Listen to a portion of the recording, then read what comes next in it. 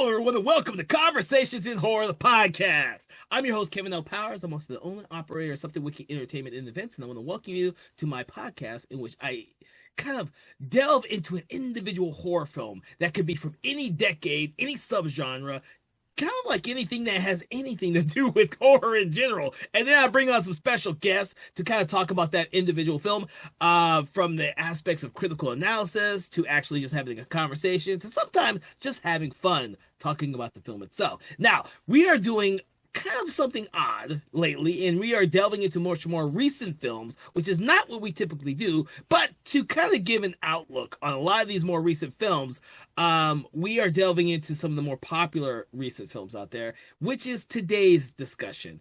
And I'm going to introduce my guests first because, that's what I do. So I want to thank you, Philip Ray and Thomas Tillerello, for joining me on this conversation in which we talk about the really recent 2025 film Companion. Thank you, guys.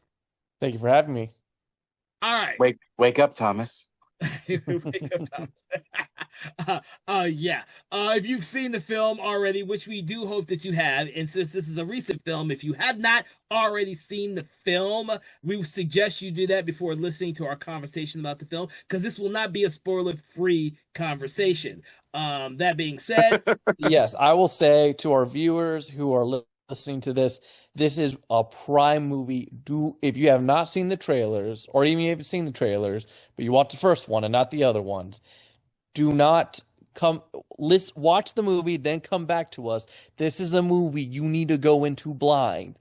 It is a very much a go in blind movie because the twist will get you so much better if you don't know what's coming. Right, it will. But having said that, I do think, first of all, it's like I knew the first twist before I watched it, and I still enjoyed the heck out of this movie. I will show my hand very early and say this is a stellar film for me. And of course, I saw it under the best of circumstances. We'll get into that. But for those of you who haven't seen it, guys, ladies and gentlemen, I know it's been out for a year. Y'all should have seen it by now. But if you haven't, that's okay. We're not going to shame you for that because there's a lot of crap out there and there's a lot of good stuff out there. It's a lot to sort through and nobody's curating it for you. Maybe we can help you with that. But honestly, if you're looking for something new, if you're looking for something original, and by golly, we all know that there's horror fans out there who scream at the ether for something original. And by golly, you will get it with this. I promise you, you will get it with this. You will get weird, wild twists and turns, and you'll get a lot of blood. Not a lot of gore, but you're going to get a lot of blood. And if you like that stuff, you like thrills, you like being surprised, and you like Sophie Thatcher, please, for the love of all that is holy, watch this movie without knowing anything but the poster, and even the poster's a little too much, actually, now that I think about it, and the title. That's all you need. All you also need to know is that this movie was originally going to be developed as Zach Krieger's follow-up to Weapons. Instead, Drew Hancock took over, and he acquits himself rather well. So from here on, it's spoiler territory, folks. Just watch it. okay. I'm not going to agree with all of what you two have both said just yet, and this is why it's going to be an interesting conversation, because especially with Philip, because Philip and I have already discussed some of this film prior to us deciding to do a conversation on it. So I do want to get your since you both already gave me a little bit about your first impressions with the film, but we're going to go into more of that a little bit now, starting with you, Thomas. When was the first time you saw the film, or in general, and what was your kind of impressions of it? Well, so the first time I saw this was I was babysitting, or actually I was puppy and cat sitting at a friend's house, and the kitty is no longer with us, so rest in peace, Zoe.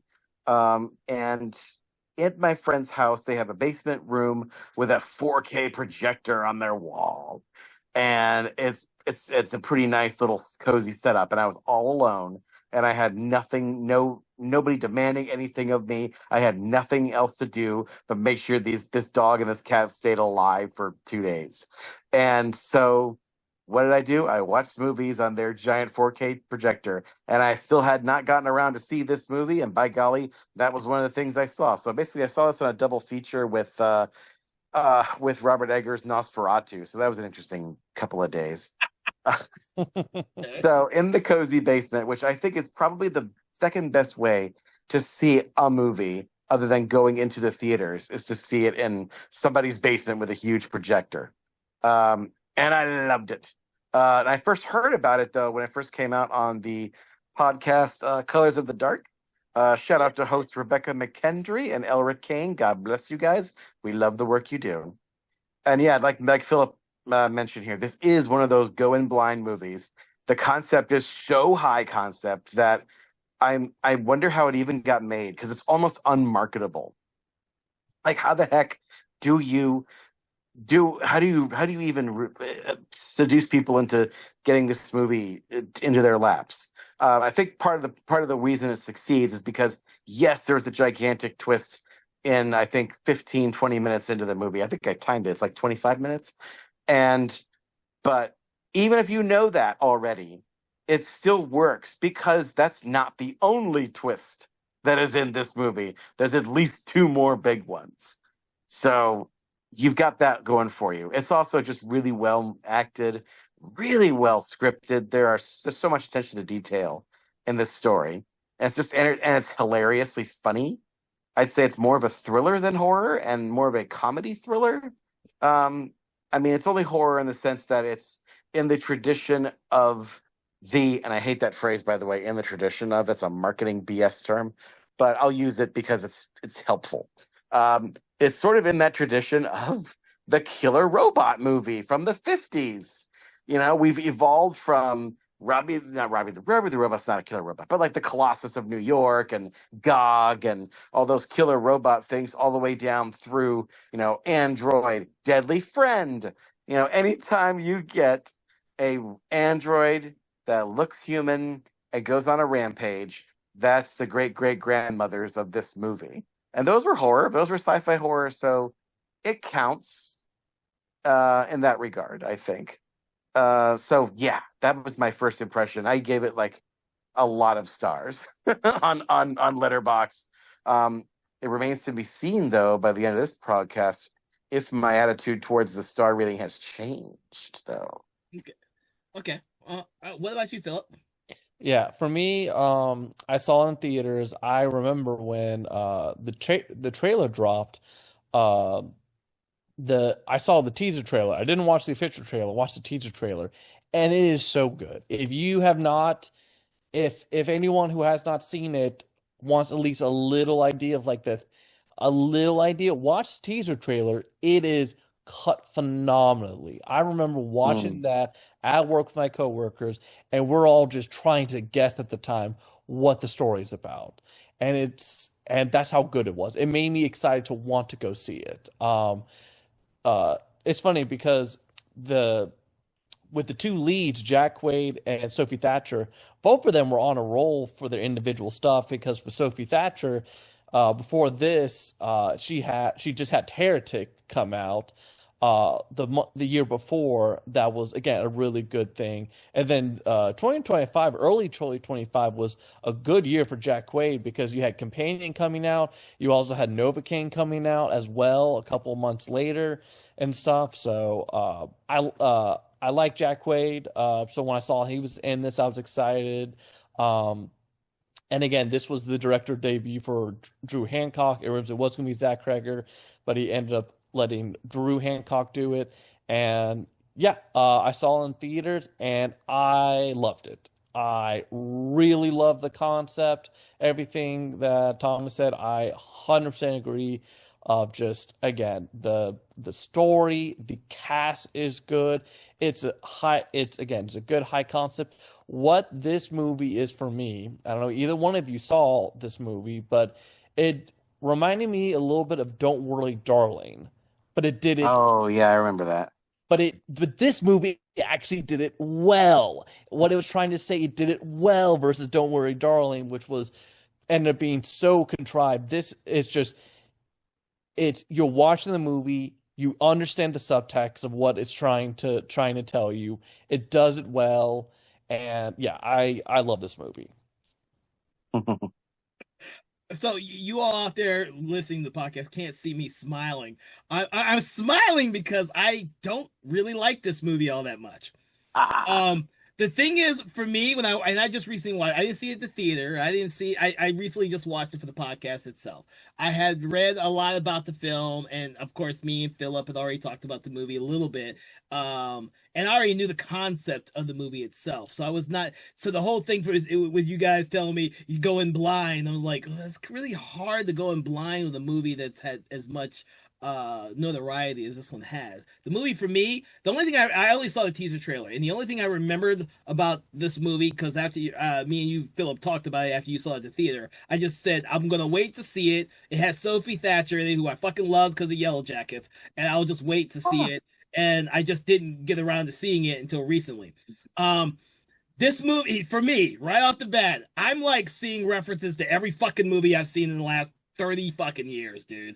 I didn't see anything really original in terms of the story. The most recent one is being Ex Machina. I was like, dude, that's why I fucking saw that shit here. I was like, dude, I saw that here, and Ex Machina did it much better. I also saw, I had to make a list too. So I'm gonna read some of the films off my list, and some of these you may not recognize. I can guarantee you some of you might not recognize some of these titles because they are older, but they're also movies I grew up watching. Because the ideal of a killer robot, as you have already pointed out, Thomas, has been around for a very, very long time. And so some of the ones I mentioned, the most recent one and most successful one was Ex Machina. It's going to be really hard to fucking get past that movie. That fucking movie is brilliant. But you could also think about the idea of films where characters don't realize that they're robots, or other characters don't realize other characters are robots, and that's where I come from this one. Some being the Screamers from 1995, not the fucking Scream, but Screamers with what's his name? Shit, from Peter RoboCop. Weller. Yeah, from RoboCop. Was it Peter Weller? Yes, thank you. Virtuosity with Denzel Washington. Eva Destruction with oh my god, Gregory Hines. Even Short Circuit with a robot that doesn't realize it's a fucking robot. Like, I'm that whole concept is nothing like the sex bot. He's even closer to the movie Love Object. Am I seeing any of this shit that I haven't already seen before? The thing that the movie does well for me, I think the performances across the board. Every performance in this fucking movie is great. I cannot say that with all the movies I just mentioned, other than Ex Machina.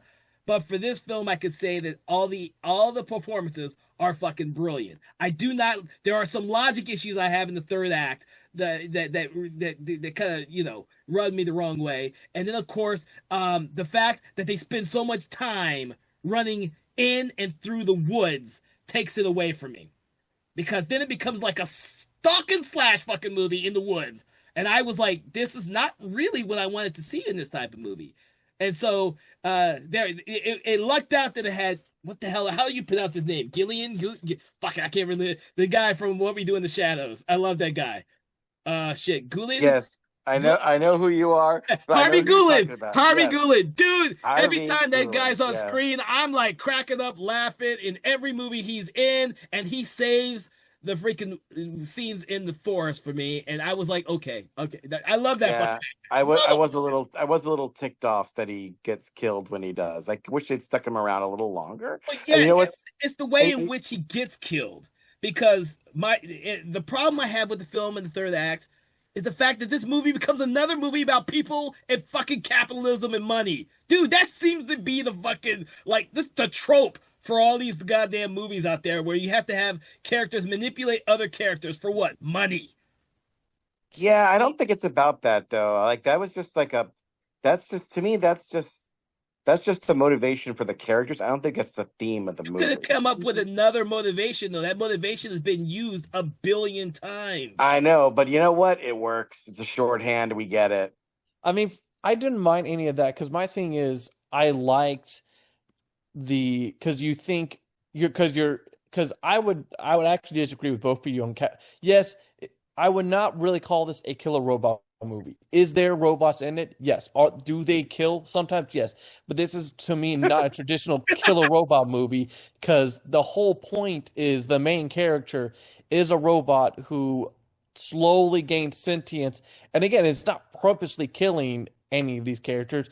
It's just self-defense. Yes, there's a robot character that ends up becoming a killer robot character, but not in a traditional sense of the weird thing about this movie, right, is it kind of technically is like a horror movie, but it's really not, in my opinion. I think this is as loose can be with horror. This really is more of a sci-fi movie to me. And the comparison with Ex Machina, I see it, but also not fully agreed with it. Of like the difference between Ex Machina and this is, again, like the whole point, like the main subtext for me with this movie is about women's rights. It's about women, is how they're seen and stuff. I mean, that is the whole thing with Sophie Thatcher's character, is, again, like the whole ideal. Again, the fact that they could change her attributes and stuff, and again, like the whole ideology with that. I mean, that's, again, when I made that comparison earlier with Don't Worry, Darling, is, again, it's another thriller movie with the idea, again, of the commentary on women's rights, men seeing women as just objects. And there's no more obvious subtext than in this movie with that, because that's literally what Josh treats Iris as. He just treats her as an object of just, okay, I'm going to use you just so I can get this big heist scheme done and stuff. I don't really care about you. I don't think Yeah, it's and just, I don't think it's really like just women's rights. I think that's just a ideal, because you have the same concept based on the Patrick character, who's also a robot in this film, and he's not a woman. that's the So second you can't twist. really just say it's women's rights. It's the rights, and you would say like the rights of the oppressed, and not so much women's rights. The rights of the oppressed. I think is a better way of phrasing that one. Yeah. Yeah, I'm sorry, Philip. I just want to piggyback off of what you said, because I would say that another reason why this is different from Ex Machina is that it's a difference of point of view. This movie, unlike Ex Machina, which I did not like, by the way, which is probably yet another reason why you don't like this movie as much as you like Ex Machina. I hated Ex Machina. But that's probably because I hate Alex Garland, and I hate him even more after I worked with him on Civil War. The man's not a great director with his extras. Let's put it that way.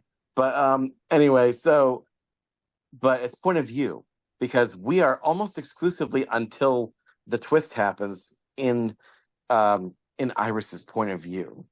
And unlike the machine characters in Ex Machina, they know that they're robots, but she does not know she is a robot. And granted, that whole shoe drop has been done before in other films, but I think what this movie does, even though, yes, I do think there's a bit of feminist underplay in there, but it's not really underplay. It's text, not subtext.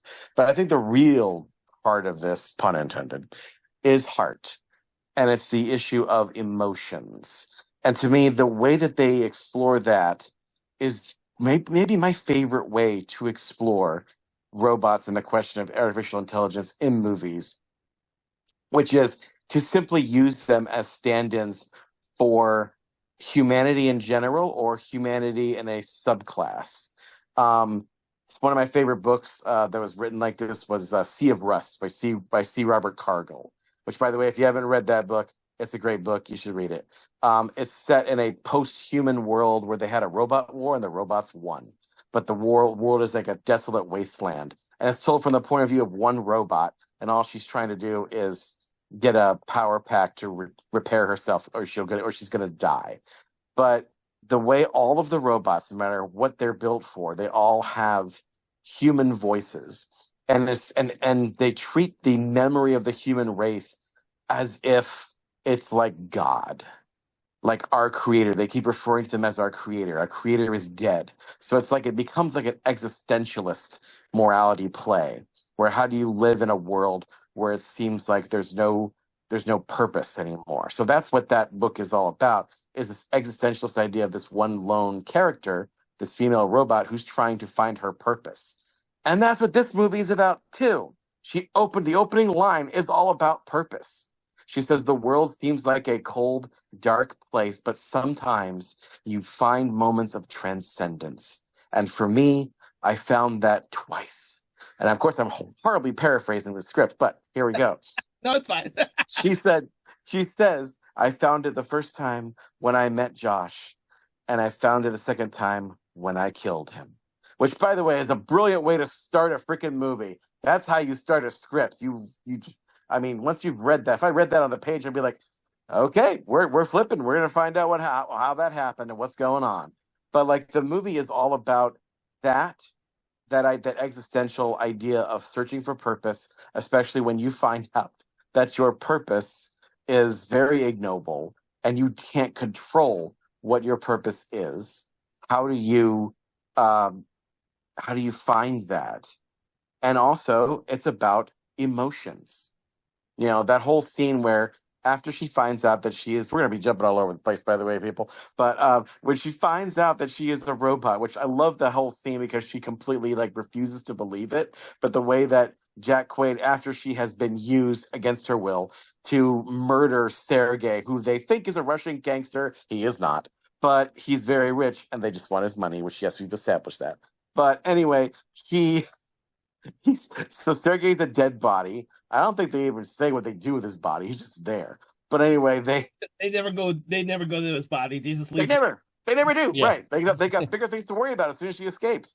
But anyway, that she's tied to a chair, and he's like, "Yeah, I'm sorry, Iris. Like you're a robot." She's like, "How? I have memories." Yeah, they're fake. I put them in from a drop down menu of meet cutes.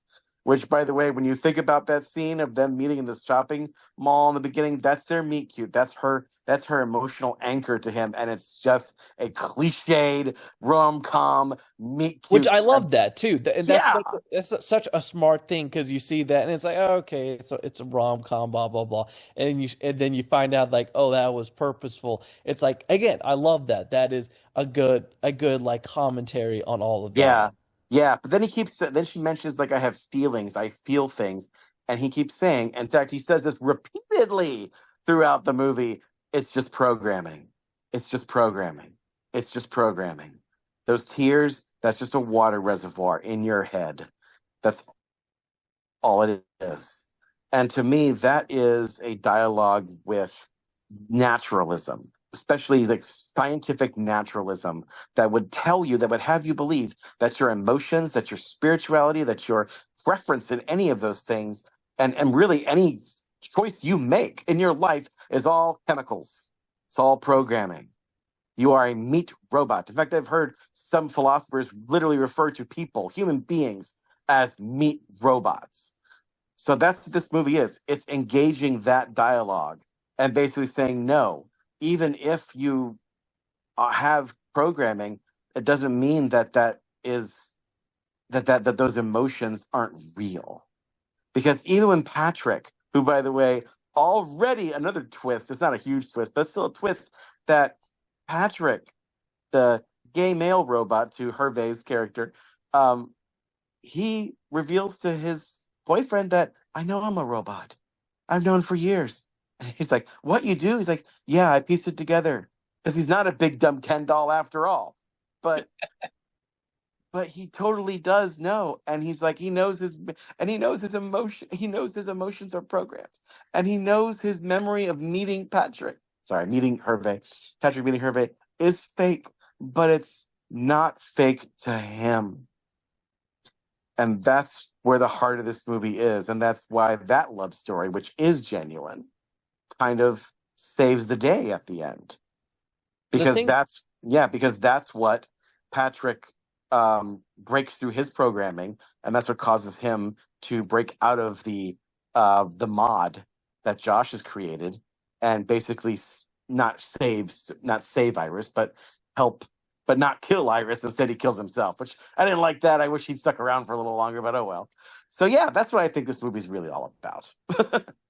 Well, I think some of that's all in there. I think there's a lot of ideals in this film. Some of them are good, some of them are not so good. And some of them are designed to be plot motivations, and some of them, like the I don't even know Parvey's real character's name is. Shit. Eli.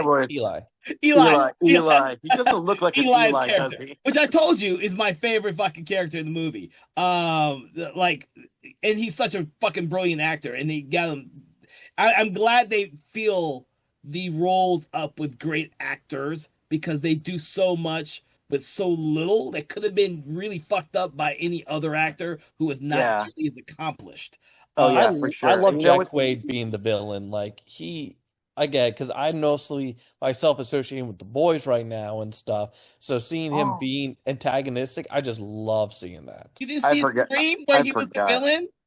I didn't, but I know he Oh yeah, is that's the right. villain in that Yeah, too. I'm like, dude, he goes back and forth. It's really, it's almost kind of sad that the only thing of his that's been successful is The Boys and Scream. Everything else that he's been in has not really been successful because I do think he's a really great actor. I love Novocaine, and I love, He is, but you know what's funny is like every time he smiles, all I can see is his dad.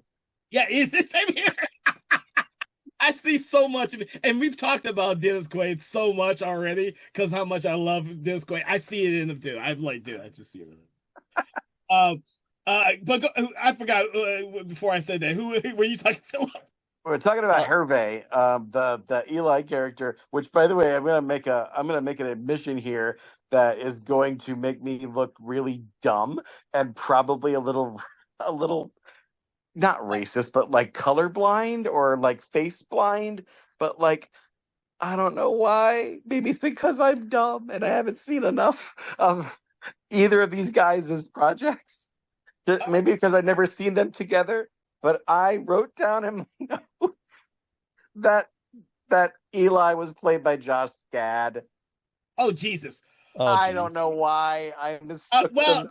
Goodwin got famous off of What We Do in the Shadows. Like I know, I he's know, so fucking brilliant, but he's done so much shit since What We Do in the Shadows. I And know. And I I was loved What We Do in the Shadows, and I remember him from that. But for whatever reason, I thought he was Josh Gad.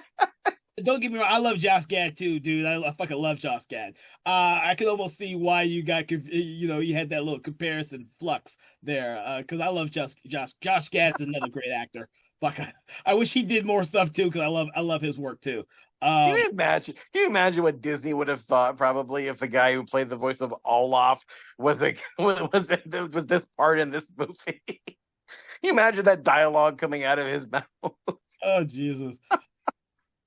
But So yeah, but go ahead. the cast is great. Like Sophia Thatcher too. Like she holds it down so well as Iris and She stuff. was, and Like you know what, Philip? This was the first movie I ever saw her in. Oh I really? haven't. Yeah, this was her debut for me. I wanted to see Heretic. It's been on the back burner.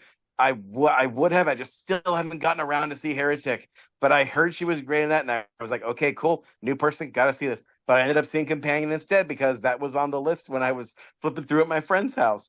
And she's actually, I probably would have great. watched Heretic. I probably would have watched Heretic that night, but my friend's TV had some limited streaming options. I don't think they had HBO Max, so I wouldn't have been able to watch Heretic anyway. So this was the first time I saw her, and I thought, wow, she's pretty great. And then you know, an amazing talent she has is that, according to IMDb, the director loved the fact that she can cry one single tear from one eye and then the other right after on command. Well, she's fucking brilliant in Yellow Jackets. She's one of the main characters in Yellow Oh, Jackets. cool! I didn't know That's that. where I that's wanted to where I see that mostly show. knew her from before she had her breakout in doing films. After that, she did the recent remake of the Stephen King Boogeyman. Oh And yeah. yeah, she was in that. She was more or less the star in that. And of course, we talked about Heretic already on the show, where she was absolutely brilliant in. She's done other Mhm. stuff, but that's what I'm mostly known her for. I've just been watching Yellow Jackets and all the horror films she's been in, but she's been in lots of other stuff. I think she could be. I don't know if it's a visual change that she needs to make or what, but she could be a contender for one of the great up and coming actresses if they could find a way to market her as different as other actresses of her age. She has this almost look that's very similar to other actors of her age range right now. And it's her roles for me that keep me coming back because I know who the fuck she is. Because of Yellow Mhm. Jackets. I'm looking forward to the final season of Yellow Jackets because of her. Well, she's one of the reasons. It's just a great fucking show overall. So, Yeah, it's kind of funny about her look too. Is like I can see people mistaking her for Anya Taylor-Joy. yeah, Although Anya Taylor-Joy's eyes are much bigger, because yeah, yes. I think Anya Taylor-Joy is probably genetically engineered to be an actor by some like mad scientist down in Argentina. But yeah, so what's funny too is like she can change I'm going to talk about her face for a little bit because there's a couple of things that are interesting about her face. Is like I don't know what it is, but there's some times where like she looks like a completely different person. Like when her lower part of her face is all smeared in blood, and that's all that's there. I don't know what, but she looked like a totally different person. I was like, I know that it was her, but she looks really different. I don't know what it is. Maybe it's because she has very thick lips, but they're not symmetrical. They're not perfect. But if they're all smeared in red, you can't tell where her lips begin and end. So it's just like this wide, angelic looking red blood face. And also like in that moment, she doesn't have a whole lot of eye makeup too, which she has a lot of eye makeup in the rest of the movie. But in that one moment where just after she kills Sergey and she comes in all panicked, she's just got blood on the lower half of her face. And it's just like, wow, that's weird. She looks different. Maybe it's a little bit of a Clark Kent effect thing. I don't know going on. But like second thing I want to say about her face, and this is not meant to be a slight on her at all. She's beautiful, but I think it's interesting that they cast her and the guy playing Patrick, whose name I can't remember, and I'm totally sorry if somebody could look that up for me. Um, that actor and those are the Gage. two. What's his name? Lucas Luke, Gage. yes. Lucas Gage. Right, that sounds familiar. I'm sure I've seen him in something else. But Lucas Gage and Sophie Thatcher, Oh, they're he's both in beautiful. Smile 2. That's right. Oh, he was?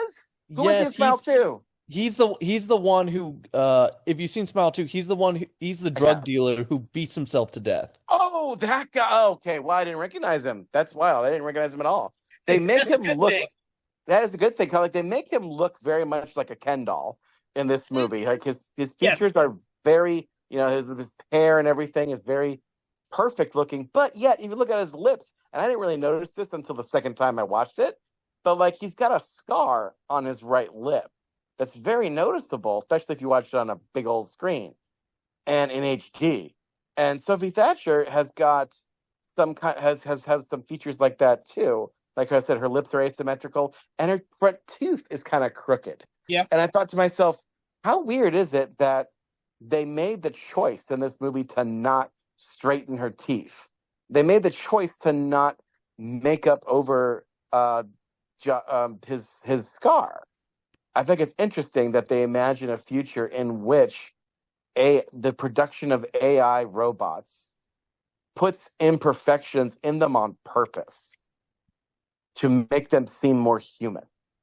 I think that's very interesting because we're at a point now where they're not even there yet. All these sex bots that are being made right now as of this recording.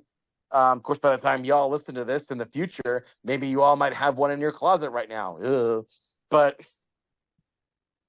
they're made to look perfect. They're made to look better than human women, quote unquote. They're made to look, and even if you look at the AI creations like the Tilly Norwoods and stuff, like they have flawless faces. There's nothing wrong on there. So that's kind of creepy that we're going to get to a point maybe where they purposefully, maybe randomly, assign blemishes to the face of an android to make it look more human. And it may have been they did that on purpose, maybe to, I guess, to throw the audience off too. Because maybe if she looked too perfect, maybe they might have given away the game a little early. I don't know. But yeah. Depends on what you knew about the film going in before you went in to watch the movie. I do think going off that idea of, again, and this is for me because I'm the one who saw it in theaters. When you watch the movie the first time, the moments when, if you don't know again about, Patrick and Iris being robots, the moments the drop moments, it's done so well because I can tell you watching it in a theater full of people, when those moments happen, it was a gasp moment. You were like, whoa. It again, I think it's done very effectively because it pulls you in a false sense of lull at the beginning. Again, talking about when they first talk about getting together and stuff, and it's not until the whole like Iris go to sleep, that Yeah. reveal being the shut off is not right away. It's there's a they lull you a little bit into that. It's not until we get to the reveal a little bit later when you find out when he says Iris go to sleep, you go, oh, that's the key phrase versus, oh, that is again, like you don't find that out until after she has killed Sergey. Do you find that out that it's like, oh, she's a robot? So, and Yeah. then you think earlier when he said guys go to sleep, again, you watch it the first time. If you don't know that, you're just like, oh, it's just like everyone's had an SO where they're like, you have to like, hey, go to sleep, like I know you're Or panicking and stuff. yeah, So or hey, again, wake up, which he does when they're driving, yes. and it's like you don't even think about it, which is really bizarre. And so when it happens and the eyes go white, then you're like, wait, what? Oh, that's why I wish I could have watched this with my wife, who doesn't normally watch horror movies. I told her, I want to see if you can guess what's going on because you know nothing about this. Yeah.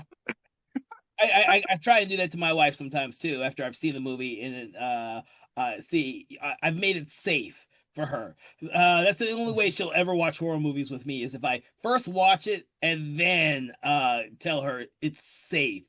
Because she had a bad reaction when I took her to go see the remake of Suspiria, and I was not expecting the blood orgy at the very end of the movie, so I had to cover her eyes while that whole sequence was happening. I didn't think that was gonna happen at the end of the fucking movie, dude.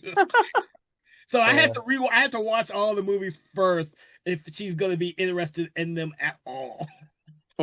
I kind of screwed her up with that movie, but I think she could do this movie because generally, other than Sergey's death at the beginning, honestly, the kills are not that gruesome. Although I will say, I love the kill at the end with Josh. Like Josh's death was done fairly well. Mhm.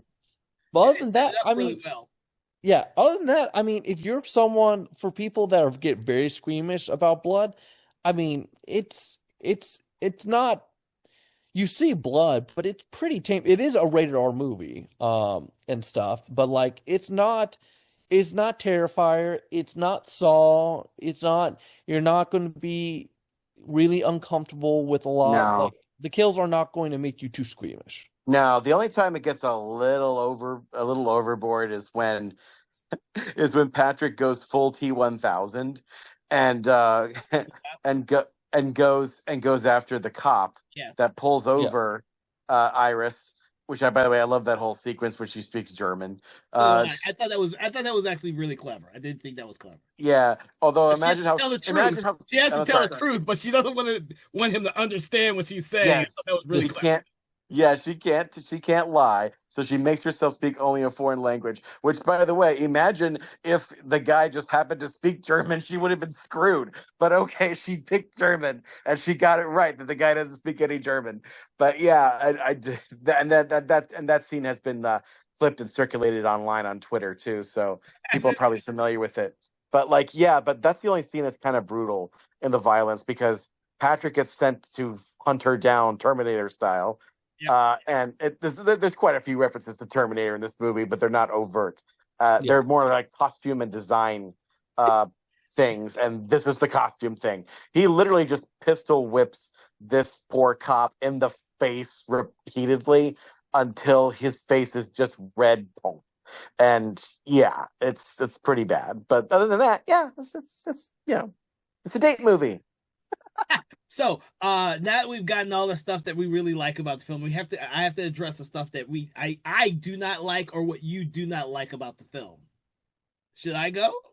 Yeah, go ahead. Go ahead. We are the ones who are trying to convince you this is a masterpiece. You can't convince me this is a masterpiece.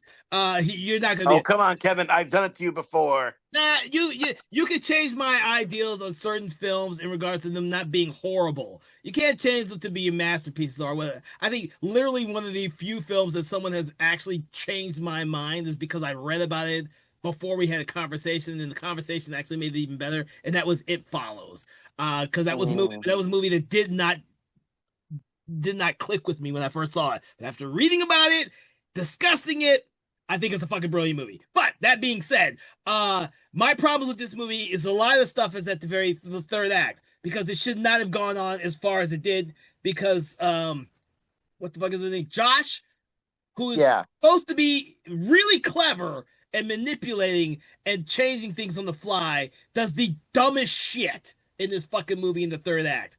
Like he gets a hold of Iris again, and he still doesn't fucking wipe her memory. Like, there's no reason at this point for him not to just wipe her completely.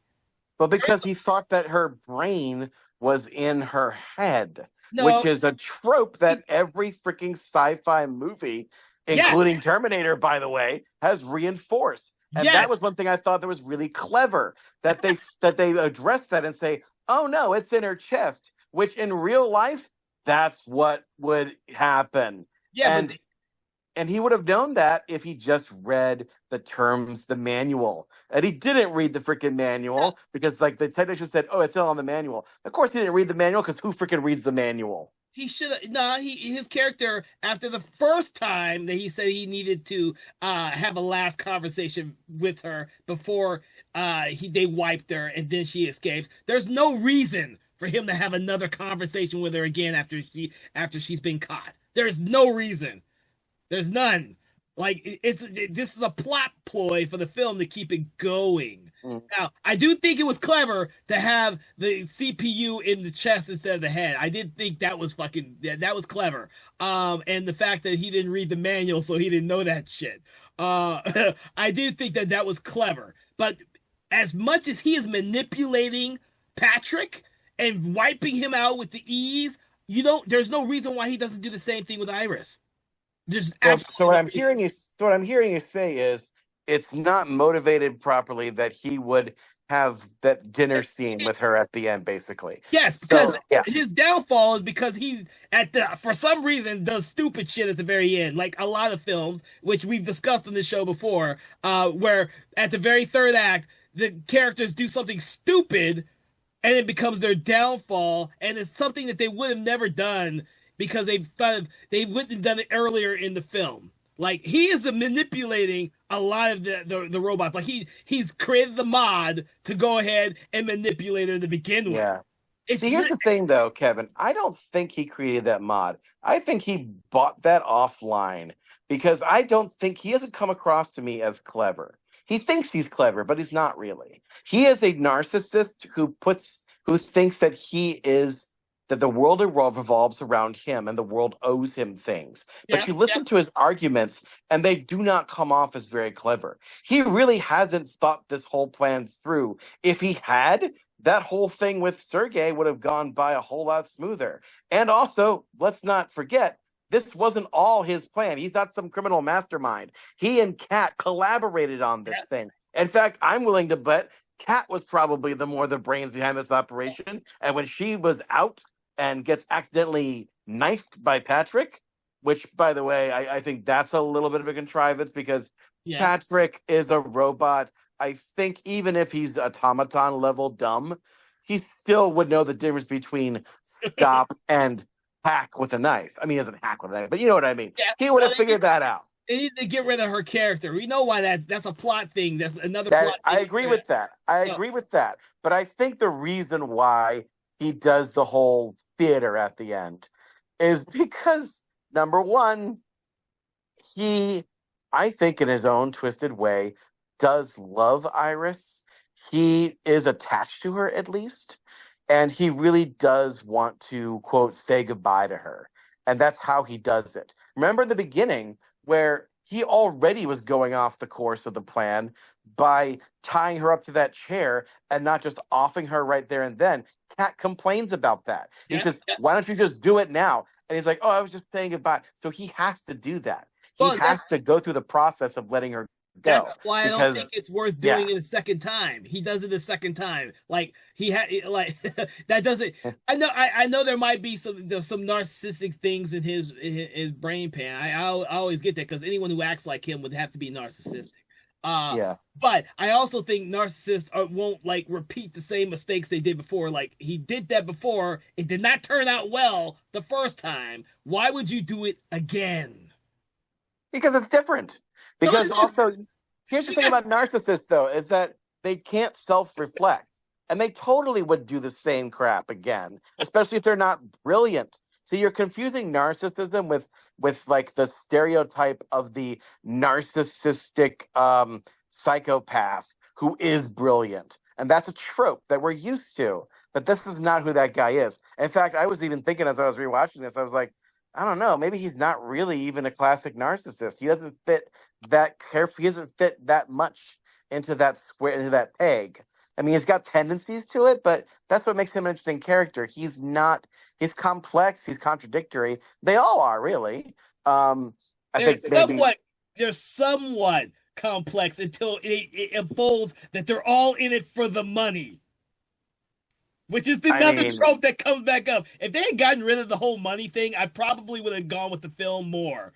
well, then what would be the motivation if it wasn't the Sergei's money? There's tons of motivations that you can have. You can have Kat wanting revenge on Sergei. Sergei really was a drug dealer who was manipulated. You could have had a whole bunch of different things. Kat and Josh were having an affair, which is what it implies in the movie. It does imply that they were sleeping with each other, which is why Eli asked them, "Are you two sleeping with each other?" You know, That's not an implication. That's literally. I mean, he said, what's his name? Josh says that later because that's his sick fantasy.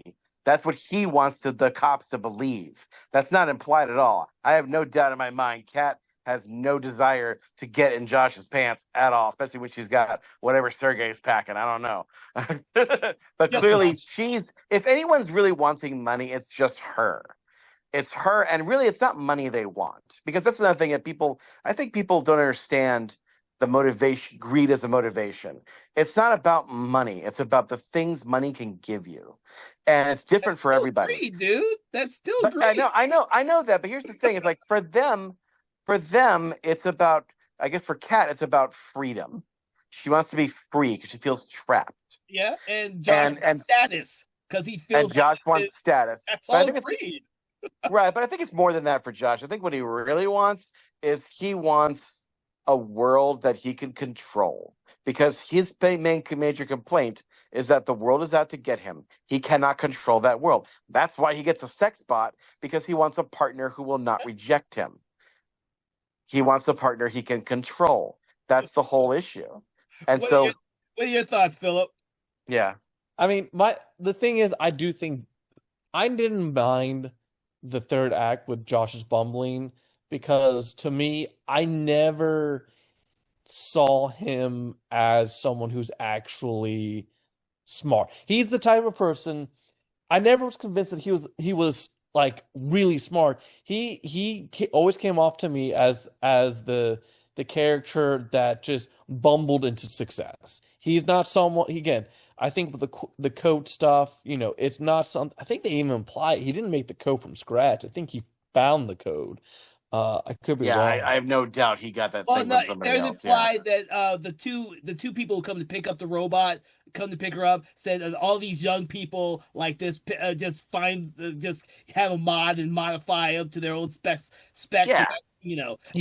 And but just they never say making... whether or not he created it himself. It is implied that maybe, like other people, they go out there and find it online, like a lot of people would do, and they just use it. Because also, like, just because he jailbreaks a robot does not make him smart. I mean, there's a lot of people that jailbreak their phones, that jailbreak their computers. They're not super smart. I mean, that doesn't mean they're not smart either. True, but it doesn't mean that like they're super smart and stuff. So to me, Josh always seemed to me the entire movie, especially as the movie progresses, as a kind of a bumbling idiot and stuff. When I say bumbling, he's not like Three Stooges dumb, but he is someone that definitely he is someone who definitely did not think everything through with his plan.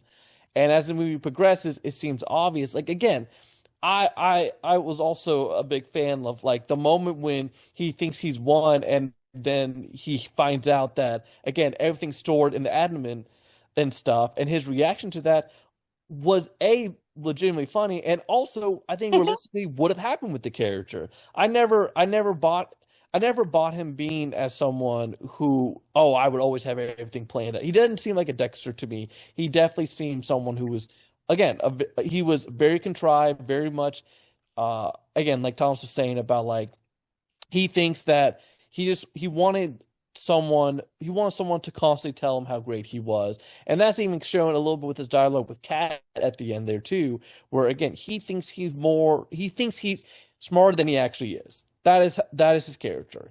The entire time, I always could tell he was the character who thinks he's smarter than he actually is. Yeah, and also I would say, to add to that when I was rewatching it, and seeing the dialogue and the scenes that were not from Iris's point of view, when there are scenes probably from Josh's point of view. There may have been actually a couple of little moments that are clearly from like Kat's point of view too. But like when they're talking about the logistics of this crime and all the stuff that happens, to me, if anything Drew Hancock is taking from, if he's ripping off anybody in those bits, I think what he's really ripping off is the Coen brothers. Because in the Coen brothers movies, what they constantly bring to the front is this idea, which, by the way, pretty much plays out in real life too, which is that when normal, everyday people, and by normal, I mean that in big air quotes, Yeah. and normal, everyday people try to do crimes, they screw it up. Because only the smart people get away with crimes. Only the really good, smart, cold-blooded criminals get away with crimes. Everybody who gets caught screws up because most normal people can't do crimes because crimes require a level of control, finesse, even like thinking on your feet and planning that most normal people just do not have. I'm also thinking of like Office Space. They make the same point in Office Space where they're trying to like do the penny scheme, and they're like, this is why people like us don't do crimes. We suck at it, and that's exactly what happens. So that's why this whole thing falls apart. It's not because Iris is particularly a genius, although she is briefly, because she makes herself a genius when she steals Josh's phone. But again, I think the fact that moment again when you see that he purposely lowered her intelligence and stuff, again, it's to me was a small hint again of this is a character who is smart, who is dumber than he thinks he's smart, but he's actually dumb. Yeah, I mean, he sets her at 40%. There's a problem with that when he lowers her IQ to 0, and yet she's still functioning as though her IQ is way above that. Because no one ever raises it back up. And the film makes it very, very readily visual that when they're manipulating all the ideals of her eye color, her intelligence, and her voice, and all that type of stuff, that the fact that when he lowers her all the way to 0, and then she gets shot in the brain, she returns to more or less what she was before, even though that's not really what should have happened. Because they rebooted her to factory settings, so whatever the default is. Yeah, the default probably would have been 0. You have to set it to something. You don't know that. You don't know that. And also remember the one good human in this movie, Ted, who was one of the guys from Empathic, which, by the way, should give you a hint that that's what this movie is about: empathy. Duh. But I'm sorry, I didn't mean that for it to come off as weird, as mean as it is. But anyway, yeah, the movie's about empathy, and it's right there in the title of the corporation. But anyway, yeah, Empathic comes to pick her up, and like one bearded guy, he's in I love that he immediately sees that Josh is like lying to him. He's like, oh, he's gonna be burned for this. He's done. Yeah. I love that. And then he gets in the truck, and of course, unfortunately, Josh also knows that he knows and sends, T-1000 Patrick to kill him, and he kills him. But then after Patrick offs himself, when true love conquers all, it's Ted who comes in and takes all of the safety features off of her. Basically, He makes her a real person because now she can lie, now she can kill, now she can defend herself. Now, and I assume now she probably put her intelligence up where she wants it because now she has access to all that through Ted. We don't know what happens to Ted after the movie, but like I said, he's the one good human. He escapes in the forest. He runs off in the forest. Yeah. No, I like Ted. I like the contrast between Ted and the other guy. I think they talk too much, though. I think that if they've seen as much as they have seen, that he would not have revealed where the secret, the rebooted stuff in the chest was. But that's information that the audience needs to know, and so does the characters. I think that's a plot thing, another plot thing that you have to know in order to kind of push the rest of the movie forward. Because in real life, you wouldn't have told that to some random dude in which you're taking the robot away, and he's done some bad shit, which is why. You know what's funny as I'm thinking about this? I feel like what you're picking up on is the fact that is what I call this. You know what? I don't call this. This is not a thing. I'm gonna Is that invent a it right thing? now. It's not a thing. This is a thing I'm gonna invent right now. I'm gonna call this the Spielberg effect. And, Okay, go ahead. I and believe I will it. explain what is the Spielberg effect. I'm not. No, I'm gonna let's tweak it a little more. Let's workshop this. It's really the third act, the Spielberg third act effect, which is this. In Jaws, when Roy Scheider's kill. How does Roy Scheider kill the shark? He puts a scuba tank in its mouth and shoots it and explodes the scuba tank. When everyone knows full well, at least most everyone, even Spielberg definitely knew that would not work at all. That is not how scuba tanks work. That is a contrivance to get Roy Scheider to kill the shark with a bullet. Yeah. And that's how it works. And what Steven Spielberg said when someone brought that up to him on the set is, my gosh, look, if they're thinking about that during the movie, then I've completely failed at my job. So I think modern filmmakers especially have taken that to heart, Yeah. which is that if you're going to contrive stuff, if you're going to make things that don't make sense in real life, if you're going to cut corners, narratively speaking, if you're going to do any of that stuff, do it in the third act. And that is probably do it in the third act. You know why? Because if people are falling in love with your characters and falling in love with your movie and they're entertained and they're enjoying the ride, they're not going to care about any of that stuff. And for the most part, I didn't care about any of that stuff. I was just on the edge of my seat thinking, how is Iris going to get out of this one? Because I'm pretty sure she is. Although this is a horror movie, quote unquote, which I agree with Philip. I don't really think at its core it's really a horror movie. I think it's got horror tropes. It's got horror glaze on it, like a donut's got some glaze on it. It's got horror glaze, but I don't think it's ultimately a horror movie. But it fits within the purview of this podcast because, again, killer robot heritage. But yeah, no. What was I saying? I completely got off my track. But yeah, I didn't really care about a lot of that stuff because I was in the moment. Especially when I was watching it the first time. The second time, I could see that a little better because I'd known, I already knew it was going to happen. So, yeah. If I saw it a third time, I probably would not enjoy it as much. I'm not sure if this is a movie that I will watch again and again. But I've seen it twice, and both times I liked it. And I have to say, the second time, the humor hits a little harder. Especially the funniest scene that I could think of off the top of my head. Maybe there's a scene that made me laugh harder, but the first time I laughed really hard is when Hervé Eli shoots that huge 357 Magnum at Iris when she's running in the woods and goes, "Ow! Guns are so loud." I told you, dude. I love that actor. He does that.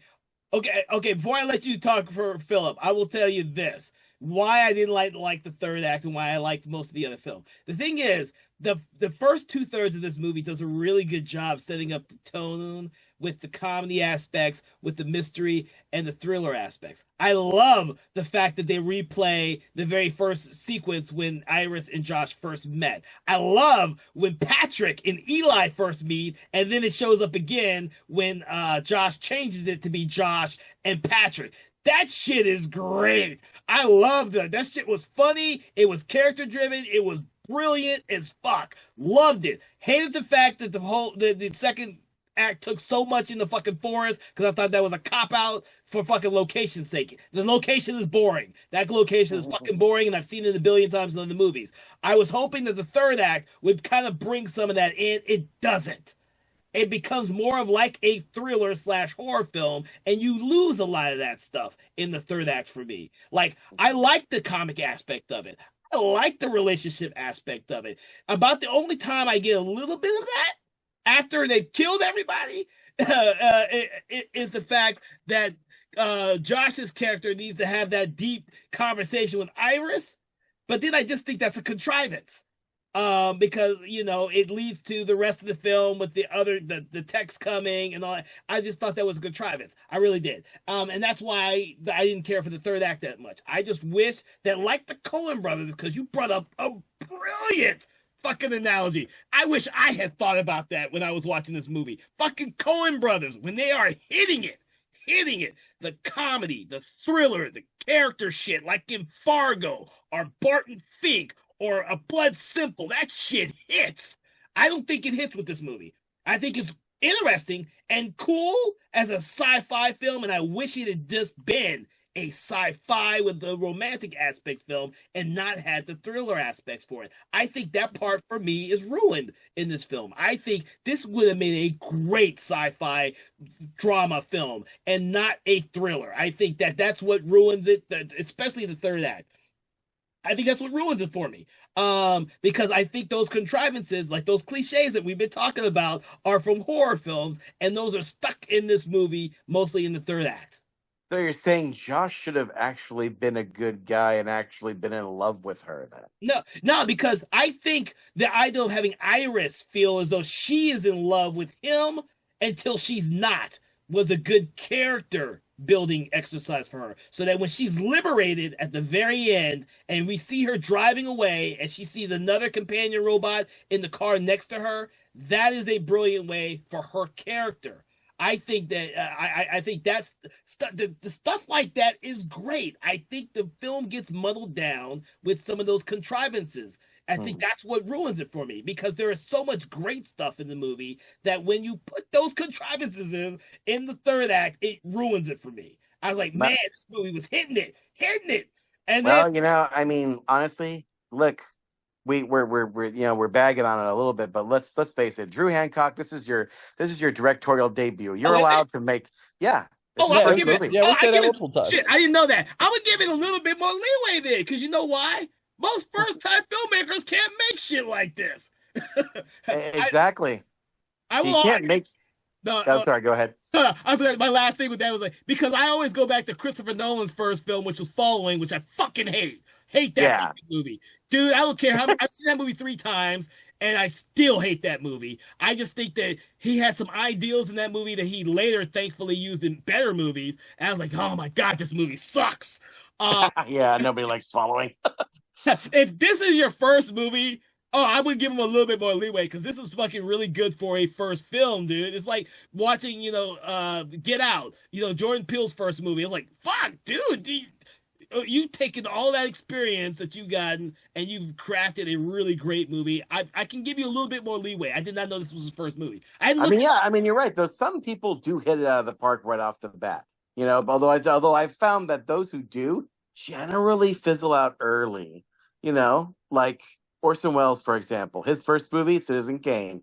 Did he ever make another movie as good as Kane? Nope. Touch of Evil's pretty fucking good, dude. Touch of Evil is good, but it's not Citizen Kane. Well, it's not.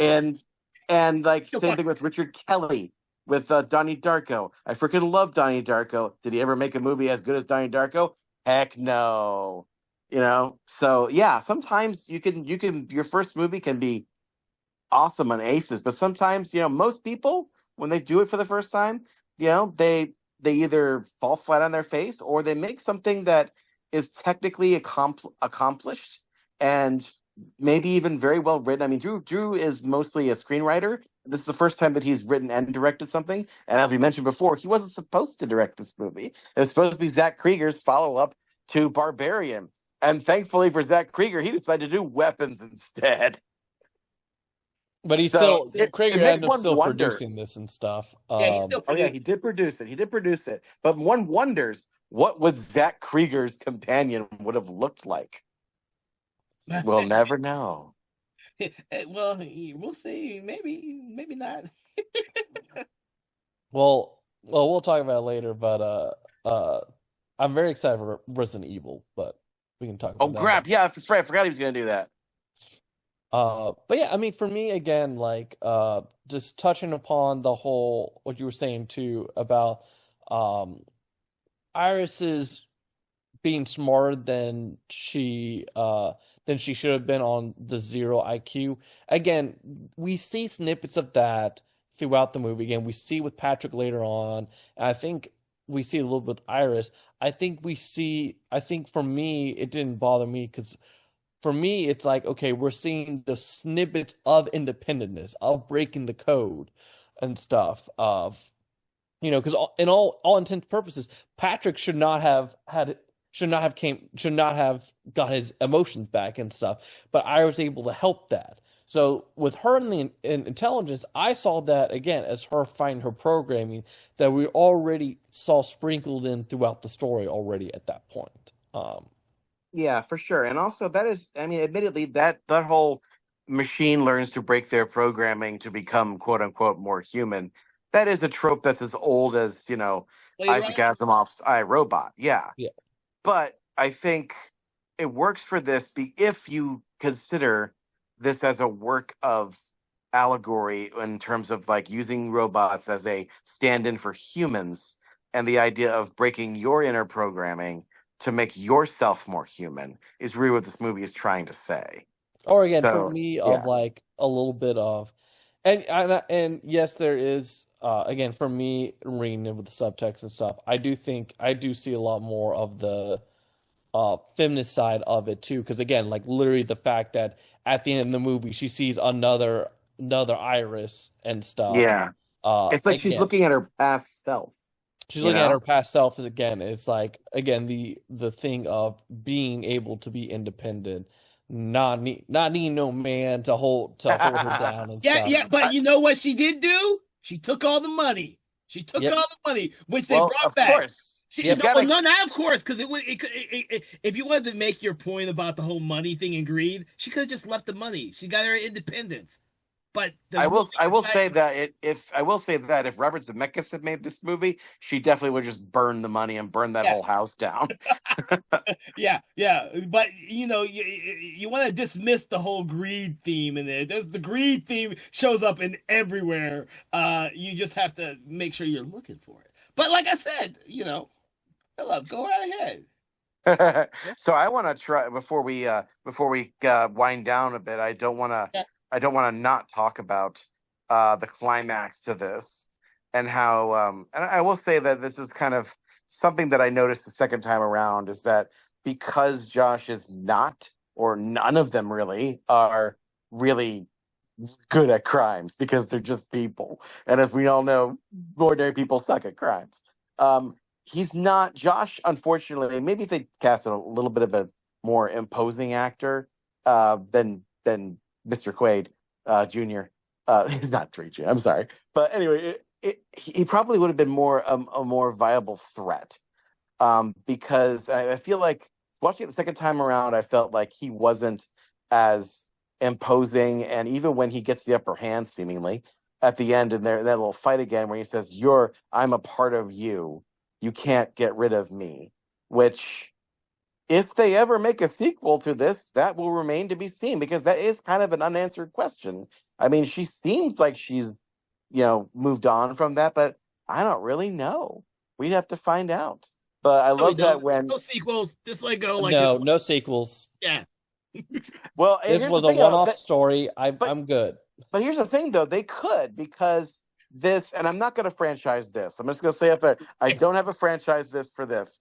But remember when the guys when the two empathics guys are in the truck, they say like, Teddy's like, why would he mod the guy like that? Why would he do that sick thing? He's like, dude, people do it all the time, man. People mod their companions to use them for target practice. Yeah. Another guy would ties it up in the basement and tortures it, man. People are sick. And I thought to myself, those two scenarios sound very much like first drafts of this movie because I could totally see them doing a companion franchise where it's a different companion each movie, and they all do those scenarios, which, by the way, both of those scenarios are much more horror-based than this scenario in this movie. But I digress. Anyway, so what I was trying to get to is their final fight. I feel like it's great, when she, you think she's going for the knife as he's crawling on top of her, but she misses the knife. But if you look very closely, the little mechanical, battery-operated corkscrew is right there. But she doesn't grab it. And he's on top of her, and he's about to shoot her in the right place in the chest. And he's like, what does he say? He says, I wrote it down. You wrote it? Okay. Okay, he says, what does he say? He's brilliant. Oh, yeah, he says, he's about to shoot her in the stomach, and he's lying in there, and he's like, You know, Iris, I'd be lying if you weren't such a colossal pain in my butt. But if we did have some good times we did have some good times together, and I will always cherish that. Is there anything you'd like to add? And then Iris says, "Go to sleep, Josh." Rams that corkscrew in his temple, and it just drills into his head like the phantasm drill from the phantasm balls of death. And that's how he dies. And honestly, I think we probably could have done that a little better if Mr. Schwarzenegger had come in and provided some alternatives. So, without further ado, here is our Schwarzenegger alternators for When Iris Kills Josh. Go ahead. I had to say goodnight to my kid. So yeah, for those of you who are new to our podcast, this is a bit that we often do on Conversations in Horror, where I, Thomas Tinarello, often imagine and spruce up the moments in these movies where a quippy kill line for either the hero or the villain could be possibly improved by the vocal stylings of one Mr. Arnold Schwarzenegger, because he is the king of quips, in my opinion. And especially because this is a movie about a killer android robot, it really makes sense for it to be Mr. Schwarzenegger's voice coming out of Sophie Thatcher's beautiful thick lips. So imagine this as she's lying down on the ground, okay? And Josh is about to shoot her in the stomach where her CPU is. And Kevin, I'm going to need you to feed me the line. When he says, you have anything to add, Iris? You say that, and then I will say the line. So are you ready, Mr. Kevin? Wait, say the line again. Do you have anything to add, Iris? Okay, tell me when you're ready. I am ready now. Do you have anything else to say, Iris? The weather tomorrow will be 85 degrees with 100% chance of blood. Number 1. Number 2. Do you have anything else to say, Iris? Make sure you thank Sergey for a wonderful weekend. Number 3. Do you have anything else to say, Iris? Beep, boop, bastard. Because that's her nickname that Jenny created. Beep, boop. I like the first one. I've forgotten about the whole weather thing until you remember you said it. That was good. That was good. Yes, yes. And I love the way that they play that off, and before you know she's a robot, that you think it's just a joke that they have between them. She just knew the weather that day. Well, but when he uses it again, because she just, as part of her programming, she just instantly knows the weather, like Siri, which, by the way, Siri backwards is Iris. Weird, huh? Well, so anyway, go ahead. I'm sorry, what were you saying? I was about to take us into rating the movie. What you got? Oh no, we got 2 more of these, and the last one's the best one. All right. 2 more? Then why did we stop? Because we got sidetracked by Beep Boop. All right. All right, number 4. You have anything else to say, Iris? You know what your problem is, Josh? You whine too much. Because it's a wine bottle corkscrew. Because, yeah. Okay. And finally, number 5. Do you have anything else to say, Iris? Get screwed. Okay. Get screwed. Oh, I got it. I got it. I considered just recycling the bit from Predator, of course, where Arnold Schwarzenegger throws nails somebody to a wall with oh no from Total Recall, where he kills the Martian with a giant drill and says "Screw you." But I think "Get Screwed" was probably a little better. Jesus.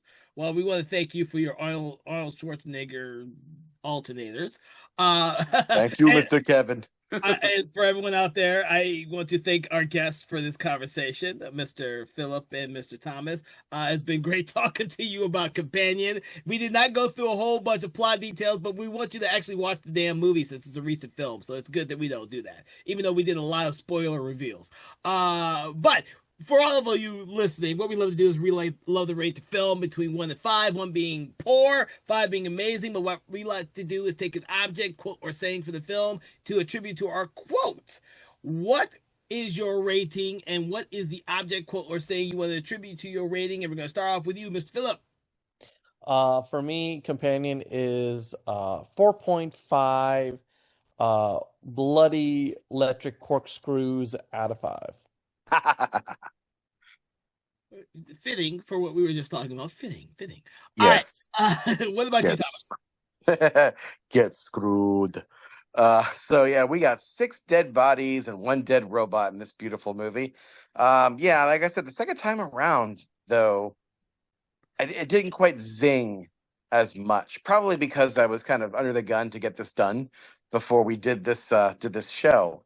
So that may have projected into it. It also may be that the second time around, you're a little bit more emotionally distant from the movie because it's more of an intellectual exercise the second time around. So I think for me, I think on Letterboxd, I was like all high from the experience of watching it, and I gave it like 4.5 stars. Like it was like this close to being 5. But I think now on second viewing, I think I realized that I was a little too presumptuous. So instead, I'm going to rate this just 4 burned cyber hands out of 5. And Kevin is trying to kill me because apparently that was probably his object he was going to use. Dude, you have the knack of reading my mind when I pick an object out of these movies to attribute to my rating, because that was definitely going to be mine. I was going to say the 3.5 Terminator 2 reveal hands at the end of the movie, because that's what it made me. The moment we see her rip it off, it just made me feel Terminator 2-ish. But since you already took that, I'm gonna have to go with 3.5 Eli's in this film. Well, mostly because I like Harvey Gulen in the film. I don't think you've ever used a whole character as your object before. I think it's worth it, dude. I watched this film again mostly because of him. Sophie Thatcher, I think, were great in the movie. I really do. I think they were fucking phenomenally and kind of flawless. But they also, I mean, even in their small little film, their little scenes, like the opening scene with her in the grocery store, and of course Gulen in the when he's in the dinosaur costume, when he's him and Patrick. I mean, dude, those scenes are just, I love those scenes. I like I said before, I wish that the film in the third act had embraced that a little bit more, like a Coen Brothers movie. I'm never gonna get that in my brain now, dude.